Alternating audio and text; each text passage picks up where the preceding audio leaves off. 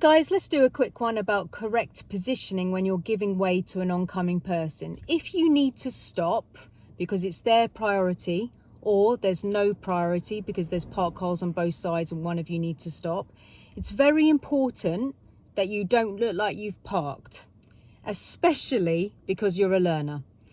People are going to be desperate to overtake you because you're a learner. So if you pull in a little bit too far when it's not necessary to do that, all the people behind you are going to think, bonus, the learner has stopped, the learner has parked, and they're going to overtake you.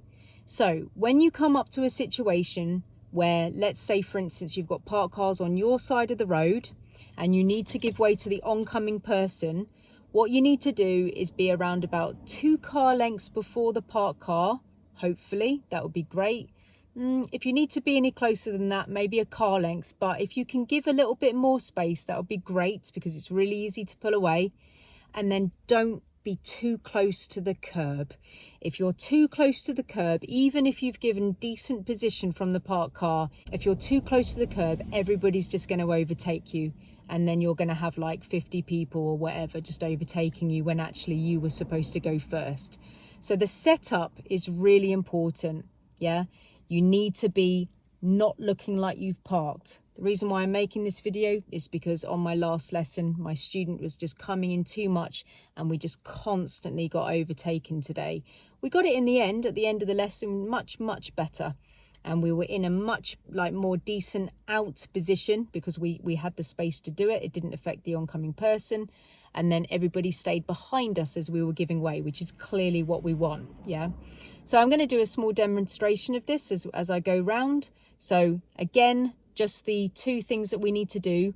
You need to identify first that you need to stop. So if there's a parked car on your side and it's their priority, yeah, because their side of the road is clear, stop 2 car lengths before the parked car if you're able to, and not too close to the curb. So be stuck out a bit. If there's parked cars on both sides of the road, there isn't any priority anyway.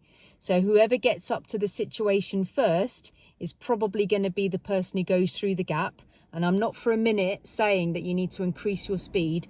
Come up with organic speed, normal speed, and whoever gets to the situation first is likely to go through the gap. If you're approaching at exactly the same speed, then I recommend that you just make the other person's life easy and just let them have the priority. What's the point in fighting about it? What's the point in being in that weird limbo of what's he going to do? What's he going to do? You may as well just be like, there's a car coming. I'm going to make his life easy. I'm going to stop 2 car lengths before the parked car and away from the curb.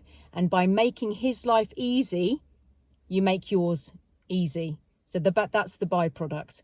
I make his life easy and therefore my life is easy. So much better. Or you can have the statement, if you don't know, don't go. Yeah. So if you're coming up to a situation and you're like, who's got priority? I don't know.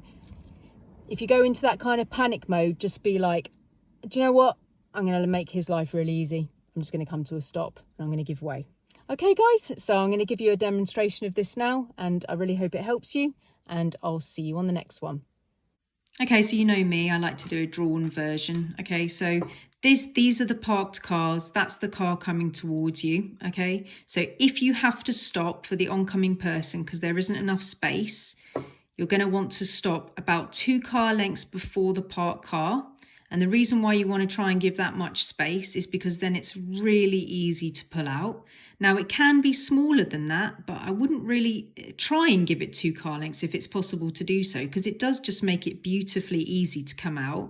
You can be about a car length away, but obviously the closer you get, the harder it is to pull out. And then it turns into a real pickle. It's like an angle start. You'd have to lift and dip your clutch multiple times so you don't hit the side of the car here, which is a very, very common fault, to get too close to the side here. It's called shaving the car when somebody comes up and goes really close like that.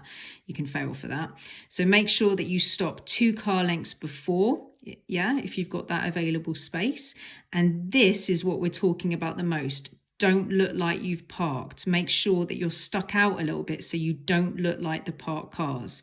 If you don't look like the parked cars and you look a bit different because you're out, people are going to queue behind you, which is what you want. Yeah, you don't want people to start overtaking you because they think you're parked. Another good thing about being in this position is that's you. And you can look down the road and you can see nicely. So you've got a good view of the road. If you're in there and too far to the left, not only are you going to be overtaken, but you can't really see down the road. So you'd have to lift and dip and come out. You'd have to use your clutch control to actually peep out and see if anything's coming. So this position is good for observation as well. It's also more likely, if you're in this nice position, that the oncoming person will thank you for waiting, because they are also aware that you're not parking. So you're more likely to get the person to come down and give you a thank you as they go past, because they know that you've gone out of your way to stop for them. Now, obviously, it's their priority because you've got an obstruction on your side of the road. Yeah. So that goes without saying.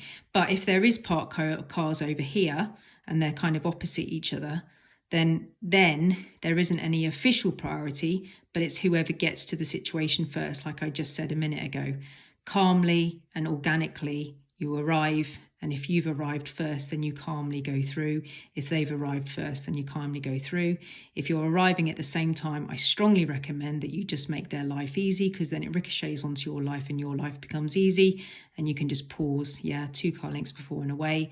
And then if they really don't like that plan and they want to give way to you, they will just come to a stop behind the parked car, and they'll give way to you. There's an example of that in the videos that I've got in a minute. All right, guys, so I hope this helps. Let's move on to the actual in-car version. Okay, so I'm going to give way here 2 car lengths away, and I'm absolutely not looking like I'm parked. I'm away from the curb, checking my mirrors, no one's overtaking me, and continuing.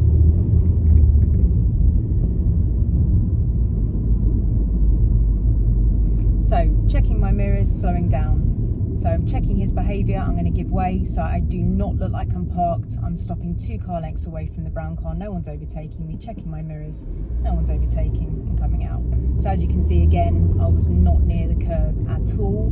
There was plenty of space for me to stop, give way, they could get through nicely, but I wasn't in a parked position. So everybody behind me knew that I was in a driving position and just giving way.